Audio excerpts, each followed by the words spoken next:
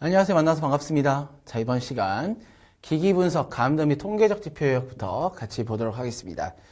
자, 여기서 검출한계와 정량한계, 그 다음에 정밀도와 관련된 내용들이 나오는데 먼저 여기서는 이 용어만 보고 넘어가시면 되겠어요. 먼저 검출한계는 그 앞에서 우리가 여러 가지 기기들이 나왔었죠. 그 기기가 어디까지 가능하냐에 대한 개념이어서 가장 작은 양을 우리가 검출한계 이렇게 얘기를 하고요.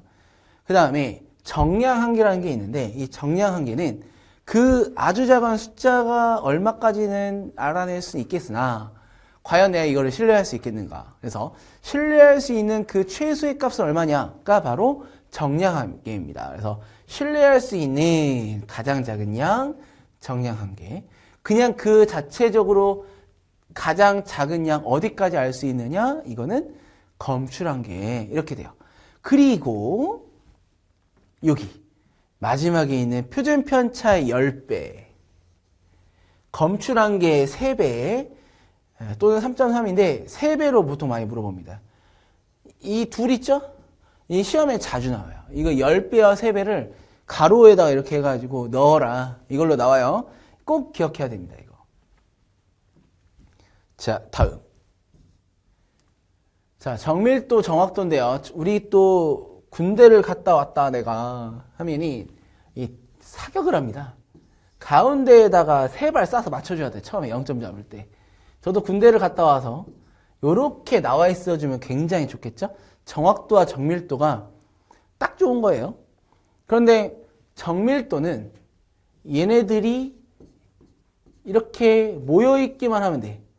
그래서 얼마나 반복이 잘 되는가 개념이고 이 반복의 의미는 바로 뭐다? 신뢰와 또 관련이 있어요. 똑같이 나오니까. 그럼 어떻게 하면 됩니까? 살짝 이렇게 내리기만 하면 돼요. 정확도는 뭐냐면 이 가운데 참값에 얼마나 근접했는가를 나타냅니다. 그래서 우리가 이 정밀도와 정확도에 대한 개념이 이렇고 자, 대표적인 통계 지표에서 나와 있는데 여기 보면은 이제 뭐 산포도, 표준 편차, 그 다음에 변이 계수 뭐 이렇게 나와 있어요. 자, 일단은 개념은 이런데 아쉽게도 계산으로 이 변이 계수가 시험에 이 계산으로 나올 수 있습니다. 평균분의 표준 편차 이거 계산 가서 할 거예요. 그리고 거리 흩어진다, 뭐 퍼센트로 표현한다.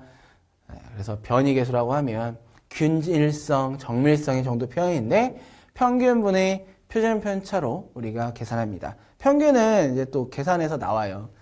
우리가 기하 평균과 산술 평균이 있고 그 다음에 표준 편차 같은 경우에는 분산의 제곱근으로 평균에서 평균적인 어떤 그 거리, 즉 흩어짐 정도를 얘기하는데 여기는 이 개념이 정의가 중요한 게 아닙니다.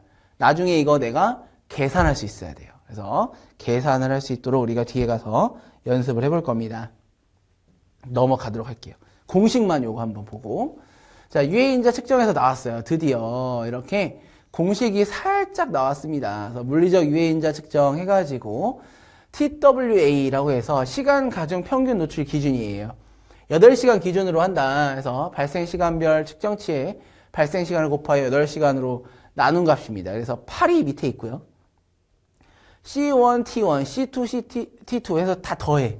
나누기 8이에요. 8시간 동안에 지금 농도와 그 농도에 내가 몇 시간 노출되느냐를 곱해서 싹 다 더해주는 거예요. 나누기 8, 그 TWA입니다. 마찬가지로 여기도 뭐다? 이 공식 기억해야 되는 공식. 그리고 이 공식에 숫자 대입하는 거 요거 할 수 있어야 돼요. 시험이 되게 자주 나와요. 그래서 이것도 우리 뒤에 가서 같이 계산 한번 해볼 거예요. 자, 누적 소음 노출량 마찬가지입니다. 얘도 공식 있어요. 이 공식을 꼭 기억을 해야 된다. 보면은 16.61 로그 누적 소음 노출량에 대한 개념이에요. 그리고 누적 소음 노출량인데 우리 앞에서 했었던 그 개념이랑 비슷하죠. 농도 시간 다 합산해가지고 나누기 8 했잖아요. 근데 여기는 100 또는 12.5 곱하기 t 8시간이면 12.5 곱하기 8 하면 얼마 나오냐면 100이에요. 그래서 8시간 근무한다 하면 그냥 100을 쓰시면 되겠고 8시간이 아니에요. 6시간, 4시간이에요. 여기에다가 공식을 곱해서 전체 시간, 근무 시간이 나오게 됩니다. 그래서 요거는 8시간일 때 얘는 8시간이 아닐 때 그리고 마지막에 90 더해줘야 돼요. 이거 어쩔 수가 없습니다. 공식을 암기해야지 풀 수 있어요. 마찬가지로 이것도 시험에 자주 나오는 문제다. 자, 단시간 노출 기준 되어 있는데 이게 STEL 해서 short term 되어 있습니다. 용어를 기준으로 봐줘야 돼. 이거는 막 설명해놓고 이거 뭐니 물어봐요. 그랬을 때 15분을 키워드로 해서 STEL을 찾아내야 됩니다. 이렇게 준비하셔야 돼요. 그 다음에 최고 허용 농도 되어 있는데 이건 절대로 초과해서는 안 되는 이게 제일 중요한 내용이에요. 그래서 이거 가지고 용어를 맞춰줘야 됩니다. 마찬가지로 2번, 3번 다 똑같고요. 자, 그 다음에 표준화값에서 나와 있어요. 표준화값에서 나와 있는데 여기에 지금 노출 기준에 TWA나 STL 등이 들어가서 표준화한다. 얘도 마찬가지로 공식 기억해주면 되겠습니다. 그래서 여기에서는 주로 계산으로 나오는 문제가 이 관련된 내용으로 많이 출제가 됐어요. 그래서 우리가 이런 공식이 있구나. 뒤에 가서 우리가 대입을 이렇게 하겠네. 그 계산 문제 대비해야 돼요. 다음 고온 보겠습니다. 열과 관련된 건데 이것도 살짝 좀 애매한 우리가 잘 쓰지 않은 단어들이 나와요. 보면은 습구, 흡구, 온도지수. 이게 공식이 좀 복잡합니다. 하지만 어쩔 수 없어. 암기해야 돼, 공식을. WBGT라고 하고요. 습구, 건구, 흡구, 온도계로 구성되며 세 지표를 사용한다. 열에 대한 어떤 평가예요. 자, 여기 보면 지금 공식이 몇 개 있습니까? 2개가 나옵니다. 자, 습구, 흡구, 온도지수에서 WBGT를 구하시오. 이렇게 나와요, 시험에. 그 다음에 쭉 가서 햇볕이 없는 곳과 있는 곳이 있고 옥 내와 옥 외에는 햇볕이 없을 수가 있지. 옥 내는 당연히 햇볕이 안 들어오겠죠. 하지만 밖에도 어때요? 햇볕이 안 들어오는 곳이 있을 수 있어요. 그래서 문제에서 햇볕이 있니 없니를 잘 확인하고 거기다가 대입해야 됩니다. 밖에는 햇볕이 있는 곳은 사실 실내에는 태양을 내가 이 방으로 데리고 올 수 없기 때문에 이건 안 되죠. 그래서 햇볕이 있는 곳은 옥외만 가능해요. 옥내와 옥외가 문제 있겠지만 햇볕이 있냐 없냐를 잘 봐야 됩니다. 근데 햇볕이 있다 없다에 대한 말이 없어요. 그러면 옥내는 당연히 햇볕이 없는 걸로 보면 되겠고 옥외는 햇볕이 있는 걸로 봐야 돼요. 언제 이 단어가 시험에 없을 때, 문제 조건에 없을 때 그때는 이렇게 본다. 3과 7, 0.7, 0.3, 7습 갑니다. 7습. 그 다음에 7습까지 자연습구 7습 2흑 1건이에요. 7습 2흑 1건. 그러면은 햇볕이 있는 곳은 7습 2흑 1건인데 햇볕이 없는 데는 흑만 나와요. 7습 3흑이에요. 7습은 똑같아. 그렇기 때문에 여러분들 구분을 잘 했으면 좋겠고 이와 관련해서 물론 계산 문제로 단순하게 구해라 이 문제와 함께 조금 어렵게 나오면 그 WBGT의 이 기준이 지금 얼마만큼의 이 작업과 휴식이 필요하냐 이걸로 나옵니다. 당연히 이제 그 중작업과 경작업 해가지고 그 WBGT 기준으로 이게 나오죠. 그래서 이 개념 요거 있죠. 이 표 그리고 경작업, 중작업, 중등작업, 중작업 해가지고 이 개념을 보고 3개 중에 하나 보통 골라야 돼요. 계속 작업은 시험에 잘 안 나와. 이 3개 중에 하나를 골라야 되는. 이 온도와 아까 계산한 그 온도, 나의 작업은 어떤 상태다. 그러면 31.4 나왔네. 그러면 어떻게 돼요? 경작업에 31.4 나면 반반이야. 30.6 이내 그럼 75, 25. 그 다음에 32.2 나왔네. 그 2 공간이지. 그래서 휴식과 다음에 작업에 대한 시간을 구하는 문제인데 이것 또한 여러분들 계산을 해야 풀 수 있습니다. 요거 뒤에 가서 계산 문제 보면서 확인할 거예요. 그 다음에 습구온도 흡구온도는 어떤 거다에 대한 개념입니다. 습과 우리가 그냥 뭐 일반적으로 이 온도를 집에서 뭐 내일 몇 도야 이 얘기 안 하니까 젖은 천이 감긴 온도계로 측정한 온도, 습도와 대기 흐름 영향을 받는다. 흑구 검은색 구 표면에서 측정한 온도, 복사 에너지 등이 주로 영향을 받는다 되어 있습니다. 참고하시고 중요한 거 뭐다? 이거. 그리고 이 앞에 이 공식 있죠? 얘네 둘이 시험에 제일 많이 나옵니다. 자, 그 다음. 자, 1시간 더 10분 간격으로 뭐 연속 측정한다. 한번 읽어보시면 되겠어요. 다음 소음 볼게요. 소음에서 노출 교환율 5dB, 소음 5dB 증가 시 허용 노출 시간 절반으로 감소한다 돼 있죠? 이거는 우리가 앞에서 한번 살짝 나왔습니다. 1과목에서. 똑같아요. 98인데 이게 지금 어떻게 돼요? 5dB이 커져. 얘는 어떻게 돼요? 2분의 1이 돼요. 다 똑같아요. 어디까지? 115까지. 15분 될 때까지 이 표를 내가 쓸 수 있어야 됩니다. 그래야지 이와 관련된 문제를 풀 수 있어요. 자, 그 다음에 115 넘어가면 안 된다 이거죠. 자, 그리고 8시간 기준 TWA에서 90dB 초과하지 않도록 하고 8시간 동안 90dB 노출될 경우에 청력 손실의 위험이 있다. 중요한 거 이 표입니다. 자, 누적 소음 노출량 등 측정기 등의 설정값 돼 있어요. 임계 기준 교환율 돼 있는데 아까 5dB 올라가면서 어떻게 됩니까? 절반씩 줄어들었지? 그 교환율 보시면 되겠고, 자, 그리고 음압 레벨 소음 뭐 결정하는데 이용된다. 여기 또 있어요. 연속 소음에서 노출 시간, 허용 노출 시간 돼 있는데 105, 110, 115, 30, 15, 5, 60, 30, 15 허용 노출 시간 이렇게 된다. 중요한 거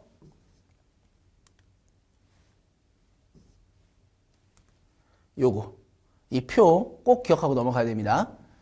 자, 그 다음 소음 공정 시험 기준 사항에 따른 소음 측정 방법이에요. 이거는 지금 이렇게 밖에 소음 시끄러우면 안 되는데 밖에서 작업하는데 시끄럽나 안 시끄럽나 그걸 우리가 환경 기준이라고 얘기합니다. 그래서 동특성 되어 있는데 이거 소음계에 우리 모드를 바꿔주는 거예요. 그래서 빠름의 모드로 측정한다.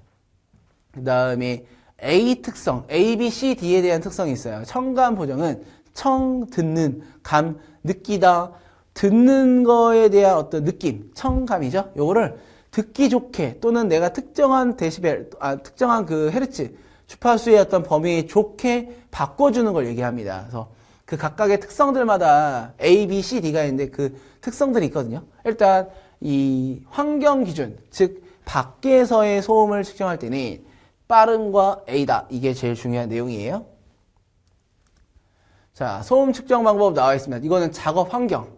환경은 환경 기준은 뭐냐면 밖에. 그다음에 작업 환경은 내가 일하는 곳 이건데요. 비슷해요. 지금 A 특성에 맞추고 근데 얘가 느림 이거는 작업 환경에서.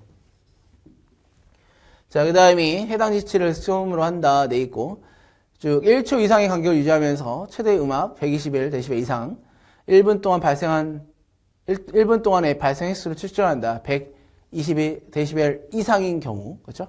그 다음에 1일 6시간 이상 여기 그 다음에 1시간 간격 6회 이상 측정함 이렇게 되어 있습니다.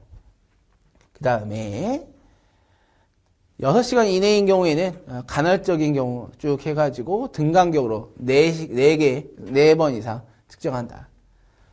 자, 방사선 나왔어요. 이 방사선에서는 종류가 좀 많습니다. 그래서 자외선, 가시광선, 적외선 해가지고 있는데 일단 파장의 범위와 그 다음에 이 특성들이 위주로 보면 좋겠고요. 일단 먼저 방사선에서 우리가 베크럴이라는 단위를 써요. 1초당 1개의 원자의 붕괴수를 뜻하게 되겠고 그 다음에 쭉 내려가서 이 그레이가 GY죠. 1줄 per 킬로그램. 그 다음에 1큐리 되어 있는데 3.7 곱하기 10의 10성 DPS. 그 다음에 이게 3.7. 그 다음에 1베크럴 1 DPS. 3.7 곱하기 10의 10승의 어떤 관계가 있어요. 근데 지금 현재 이제 뭐 라돈도 그렇고 베크럴에 대한 단위를 사용을 하고 있습니다. 그리고 시험에 이게 자주 나오는데 이 각각의 종류 있어. 선에, 그러니까 파장, 이런 빛들이 있는 거죠. 그 파장의 범위가 다르고 얘네들은 어떤 피해를 주냐. 특히 우리가 시험에 자주 나오는 게 자외선 영역, 이쪽이 좀 시험에 많이 나옵니다. 그래서 이와 관련해서 또 뒤에 내용들이 나와요. 자, 간단하게 보면은 짧은 파장일수록 자외선 투과력이 강하고 긴 파장, 적외선 얘네들은 투과력이 약해요. 그래서 장파장과 단파장은 어떻게 차이가 나느냐? 자외선은 이렇게 가는 거고 적외선은 이렇게 갑니다. 그래서 이게 단파장, 장파장 되겠죠? 자, 그리고 315, 400, 280, 315, 100에서 280에서 자외선에 A, B, C가 있고요. 예, 여기 지금 보면 피부 손상, 피부암, 백내장 다 비슷해요. 그 다음에 가시광선 400에서 700대 되겠고, 광학적 열에 의한 각막 손상, 피부 화상, 적외선 영역 해가지고 길어요. 그러면 이제 백내장 유발하는 망막 손상, 염증, 조직그 다음에 뜨거운 열 쪽에 적외선 쪽입니다. 그래서 여러분들 첫 번째 종류 얘가 1등. 그 다음에 파장의 범위인데 이게 다 하기에는 좀 힘들죠? 자외선 영역 일단 먼저.